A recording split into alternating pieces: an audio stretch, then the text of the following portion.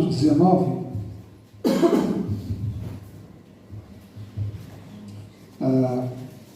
Antes de lermos, porém, o texto do capítulo 19, no domingo passado nós olhamos para o apóstolo Paulo em Atenas, na cidade de Atenas, a discursar, a pregar o Evangelho de Jesus Cristo, aquelas pessoas ali, a falar no centro de decisões religiosas e sociais da cidade, que era o Areópago, talvez passando por uma espécie de sabatina para ser conhecido, para então ser autorizado a anunciar a sua mensagem na cidade de Atenas.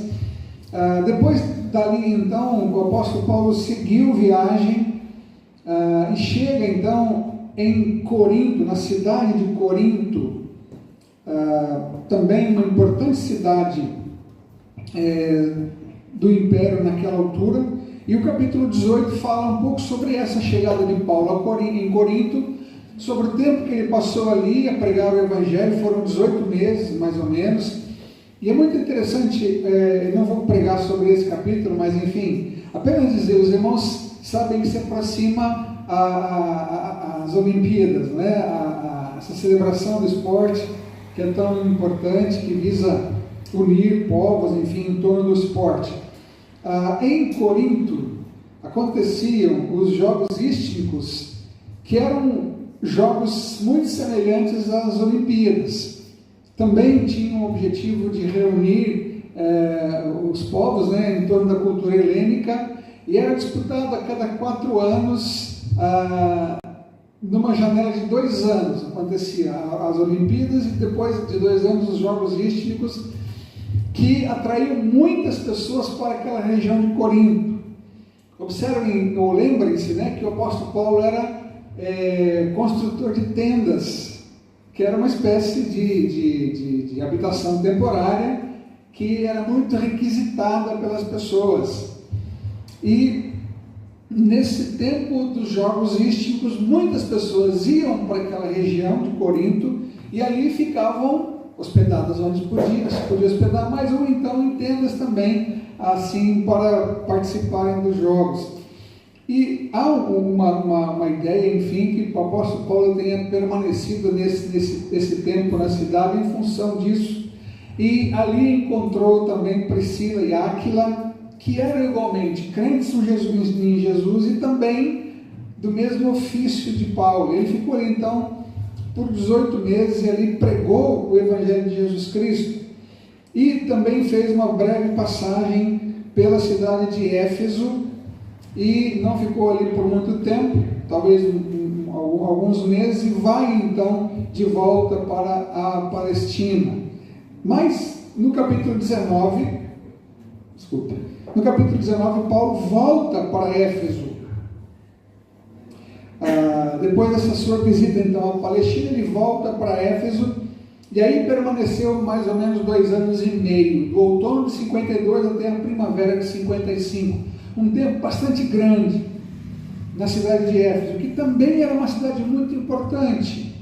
Em Éfeso havia o templo da deusa Artemis, que era a deusa grega, a mesma Diana também, a mesma deusa, só que para os romanos. Era um grande centro comercial, era um grande centro religioso, e também foi um centro estratégico para a propagação do Evangelho. Porque nesse tempo que o apóstolo Paulo ficou ali em Éfeso, muito provavelmente foram fundadas igrejas de Laodiceia, que está no Apocalipse, a igreja de Colossos, para quem ele manda uma carta depois, e a igreja de Hierápolis, a cidade de Hierápolis, que aparece também sendo citada em Colossenses. Paulo então esteve nessa cidade a pregar o Evangelho de Jesus Cristo, uma mensagem nova naquela altura, porém muito impactante, como é o caso que vamos ver agora a partir do versículo 8. Portanto, eu quero que os irmãos agora então estejam atentos à leitura. A partir do versículo 8, então, Atos 19, a partir do versículo 8, nós vemos assim: Paulo entrou na sinagoga e ali falou com liberdade durante 3 meses.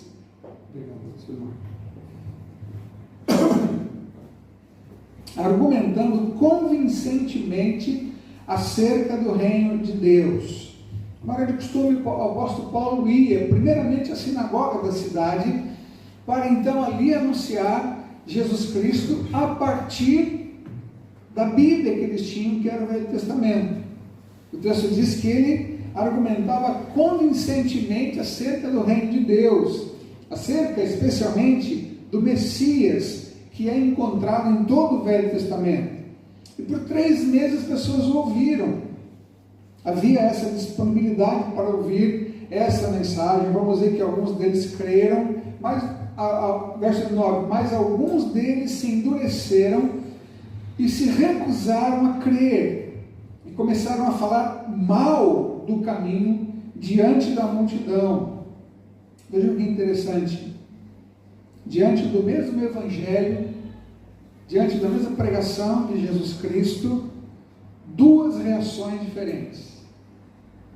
Alguns creram e outros endureceram o seu coração e se recusaram a crer. E começaram a falar mal do caminho. Essa expressão do caminho aí é relacionada aos primeiros cristãos, não é? São chamados de cristãos em Antioquia, e aqui são chamados de os do caminho. Então começaram a falar mal do caminho diante da multidão. E é interessante, irmãos, observarmos essa reação contrária ao Evangelho, essa reação hostil ao Evangelho. Eu acredito que a hostilidade ao Evangelho acontece por 2 motivos principais. Primeiro, a falta de conhecimento, e segundo, o medo. A falta de conhecimento leva as pessoas a rejeitarem o Evangelho. As pessoas conhecem uma pequena parte do Evangelho, mas não o conhecem profundamente. E rejeitam a sua pregação, não querem receber essa mensagem. E outros rejeitam por medo, por desconfiarem que realmente é uma mensagem muito poderosa e que pode, de fato, transformar vidas. Mas que talvez essa pessoa não queira ter a sua vida transformada, ainda que a sua vida precise desesperadamente de transformação, mas a pessoa não quer, tem medo disso. E nós vamos encontrar em todo o Novo Testamento essa oposição à pregação do Evangelho. Assim como hoje também nós encontramos, não é? Às vezes nós encontramos a oposição ao Evangelho, e há aqueles que também carregam essa mensagem, e aos próprios discípulos de Jesus Cristo. Portanto, então Paulo afastou-se deles, tomando consigo os discípulos, passou a ensinar diariamente na escola de Tirano. Uma escola abriu as portas para que Paulo ensinasse. Provavelmente no horário em que essa escola estivesse fechada, né? Para o seu público mesmo. Então Paulo, por esse tempo, passou a ensinar na escola de Tirano. Isso continuou por 2 anos, de forma que todos os judeus e os gregos que viviam na província da Ásia ouviram a palavra do Senhor. Então Éfeso, durante esse tempo, passou a ser um polo de divulgação do Evangelho de Jesus Cristo. Éfeso, uma cidade importante, com muita afluência de pessoas de toda aquela região, e ali o Evangelho estava a ser pregado. Pessoas residentes em Éfeso ouviram, pessoas que passavam por Éfeso também ouviram, e aí nós podemos entender por que o Evangelho se espalhou rapidamente naquele momento, não é? Porque ele era pregado intensamente, era pregado sempre a todas as pessoas. As pessoas então passavam por ali, ouviram o Evangelho e o levavam consigo para as suas cidades de origem.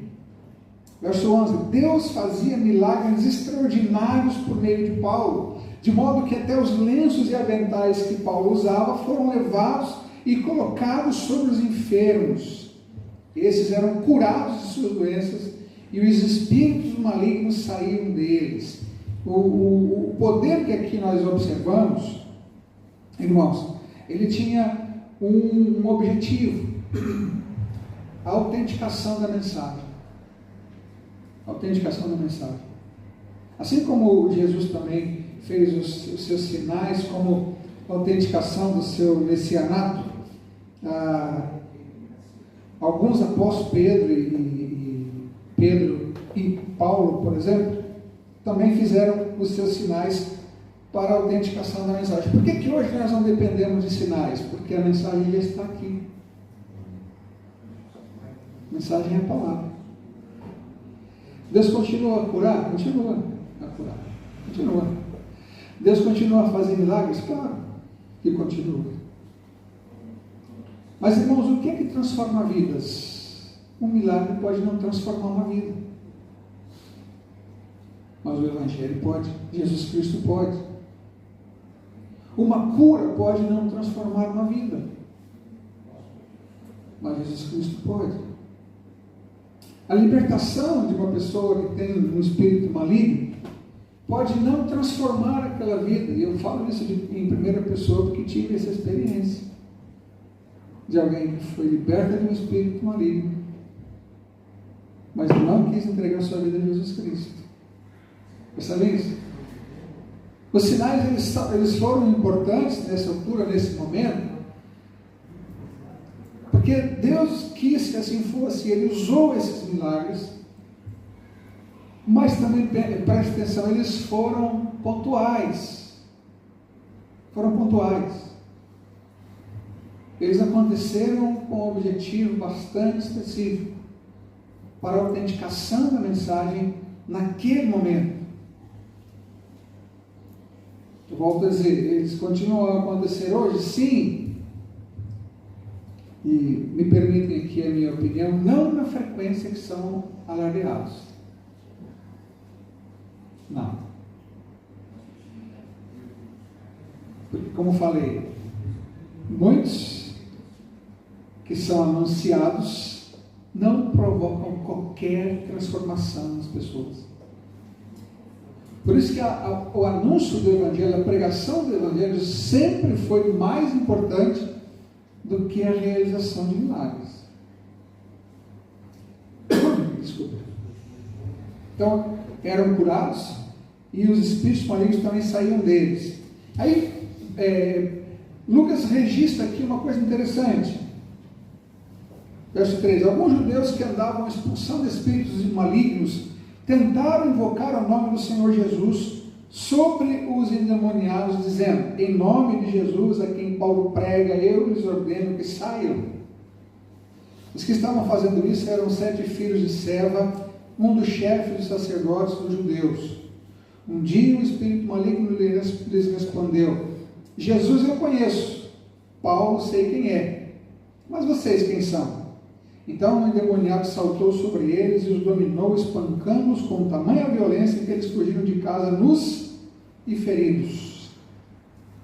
Aqui um episódio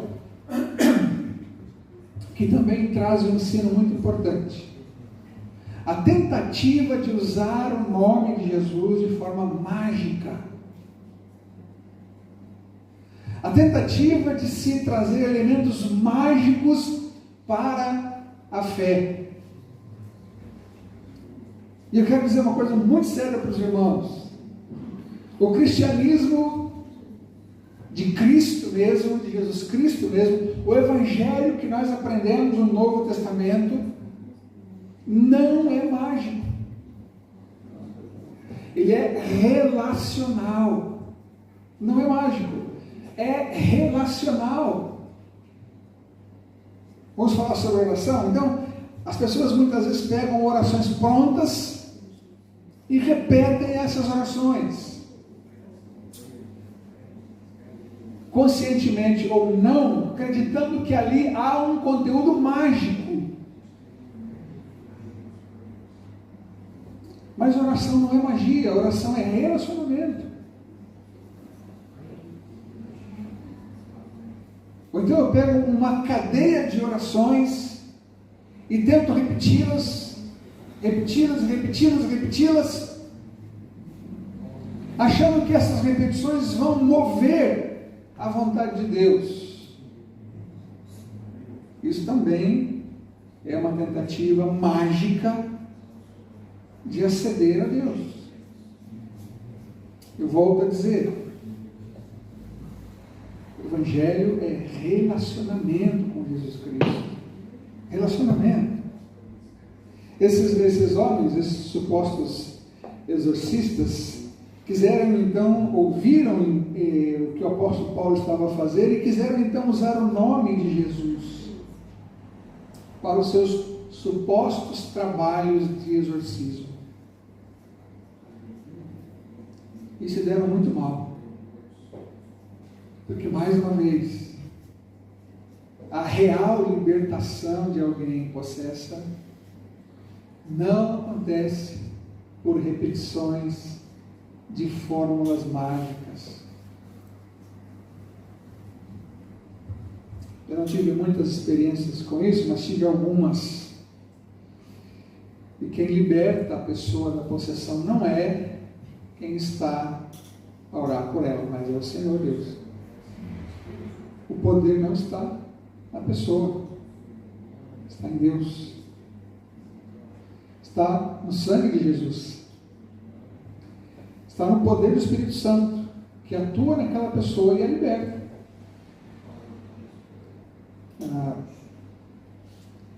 Isso também é feito para a honra e glória do Senhor, não para a honra e glória de quem está a fazer.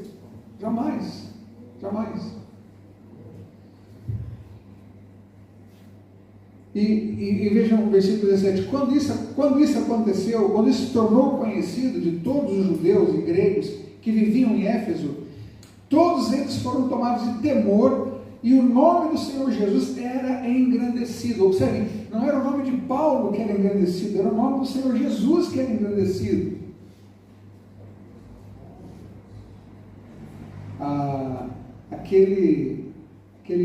Esse endemoniado aqui no texto disse que Jesus ele conhecia e Paulo sabia quem era, mas aqueles que estavam a tentar usar o nome de Jesus e de Paulo, eles não sabiam quem era e os atacou.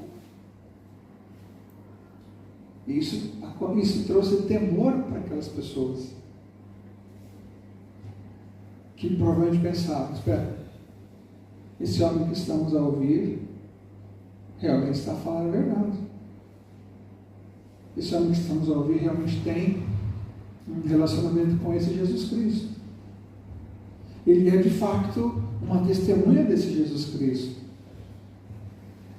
Isso trouxe uma reação muito importante, que é descrita agora então no verso 18. Muitos dos que creram vinham e confessavam e declaravam abertamente suas más obras. Irmãos, esse versículo é a pérola desse capítulo. Muitos dos que creram vinham e confessavam e declaravam abertamente suas más obras. Esse versículo apresenta aqui a conversão genuína de uma pessoa a Jesus Cristo, porque envolveu o reconhecimento dos seus pecados, envolveu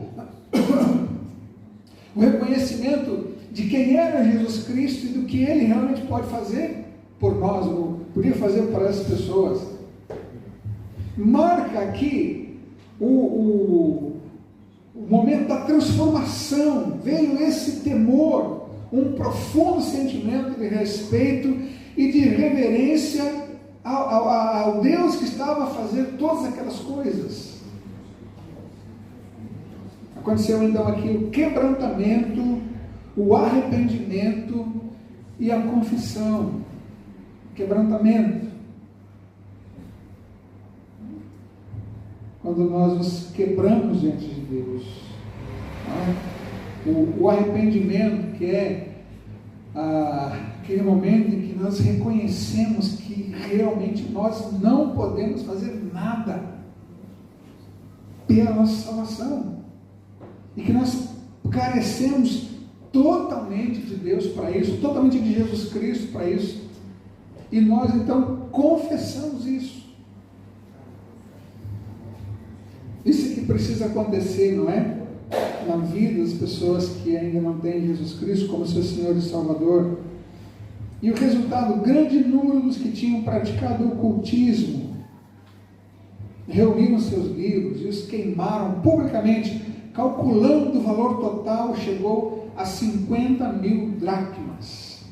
Aqueles que creram e confessaram, olharam para o seu conteúdo de vida e concluíram que aquele conteúdo já não era mais compatível com a vida com Jesus Cristo. Eles olharam para suas práticas anteriores a esse momento e concluíram que as suas práticas já não eram mais compatíveis com a sua nova vida com Cristo. O Espírito Santo foi que trouxe esse convencimento. Eles olharam para a sua conduta de vida passada e concluíram que aquela conduta já não era mais compatível com a vida que agora tinham com Jesus Cristo. E mais uma vez aqui há um ensino muito importante. O abandono das práticas antigas. A troca do conteúdo da fé. Não mais os livros de ocultismo, mas a palavra de Deus. E por que isso é tão importante? Por que Lucas registrou isso aqui? Isso é tão importante? Porque Efésios envia esse contexto muito sério, né? De ação demoníaca, de uma religiosidade pagã muito forte. Como disse, ali estava o templo de Artemis, havia um comércio muito grande em torno disso. Havia tudo na cidade era ligado a isso, a essa adoração a Artemis ou a Diana. E nós observamos então agora pessoas que estavam entranhadas nesse mundo espiritual, são libertas dele por Jesus Cristo. E a sua conversão, a sua decisão por Cristo foi tão grande que envolveu até mesmo, irmãos, prejuízo financeiro. Olha o que Lucas registra aqui. Queimaram publicamente os seus livros, os seus pergaminhos, e calculando o valor total, esse chegou a 50.000 dracmas. Não sei se sabem, mas uma dracma era o salário de um trabalhador, a diária de um trabalhador. Por aí dá para dimensionarmos o valor disso. 50.000 dias de trabalho. Eu fiz aqui umas continhas, não sou matemático não, mas peguei uma calculadora, claro, que me ajudou. Então seriam 136 anos de trabalho de uma pessoa. Ou então, a folha de pagamento de um ano de uma empresa com 136 funcionários. Não era pouca coisa. Talvez aí a volta de 1,5 milhão de euros.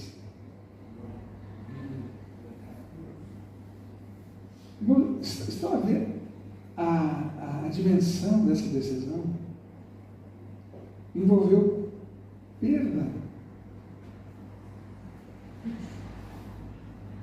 E quando o apóstolo Paulo fala aos Filipenses sobre o seu encontro com Jesus Cristo, ele fala sobre o seu currículo, não é? Dentro do judaísmo, que era um homem muito conceituado, era um homem de posses, era um homem que tinha muitas coisas dentro do seu contexto cultural, do contexto social e religioso. Ele diz que por conhecer a Jesus Cristo, eu considerei tudo aquilo como nada. Ele usa uma expressão mais pesada, ele fala trapos de imundície. Pela excelência de Jesus Cristo. O nosso encontro com Jesus Cristo deve nos levar então ao abandono de práticas antigas, à mudança de vida, à busca de um conteúdo que nos ajude a firmar a nossa fé.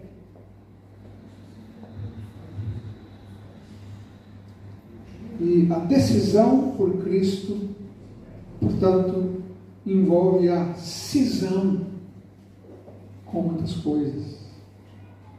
Percebem isso, irmãos? A decisão por Cristo envolve uma mudança muito profunda na minha vida, que vai ser feita paulatinamente pelo Espírito Santo em mim. O grande problema é que algumas vezes pessoas ficam a pensar no que supostamente vão perder e não se fixam no que vão ganhar, não é? O que vamos ganhar em Cristo é infinitamente melhor do que aquilo que supostamente vamos perder. Porque ao fim e ao cabo, irmãos, livrar-se de pesos mortos não é perder nada. Não é verdade? Nos ajuda a focalizarmos também a nossa visão naquilo que é mais importante, que é a nossa vida com Jesus e a eternidade que vamos ter com Ele. E foi muito impactante, então, que essas pessoas tomaram essa decisão e não acharam demais abrir mão de tudo aquilo que envolvia, né, a sua espiritualidade antes de Jesus Cristo, para agora então seguirem a Jesus Cristo. E é muito importante que nós sempre estejamos a refletir, uma vez que fomos a Jesus Cristo, que nossa vida seja cada vez mais para Jesus, ligada às suas coisas, e menos às nossas. Parece contraditório que isso vai nos trazer alegria, felicidade e contentamento, mas é exatamente isso. É exatamente isso. E Lucas termina dizendo assim: dessa maneira a palavra do Senhor muito se difundia e se fortalecia. E mais uma vez eu digo, a difusão era da palavra e não dos milagres. As pessoas precisam da palavra transformadora, que apresenta o Cristo vivo, o Redentor. Os milagres, exorcismo, bênçãos são importantes, mas jamais devem substituir a palavra de Deus. Jamais. A palavra de Deus revelada e registrada é a nossa base de fé e prática. E uma vida de dedicação àquele que nos salvou. Se Jesus já é o seu Salvador, que essa atitude dessas pessoas aqui em Éfeso possa nos inspirar. A forma como lidaram com aquilo que certamente ia se interpor entre o seu relacionamento com Jesus Cristo.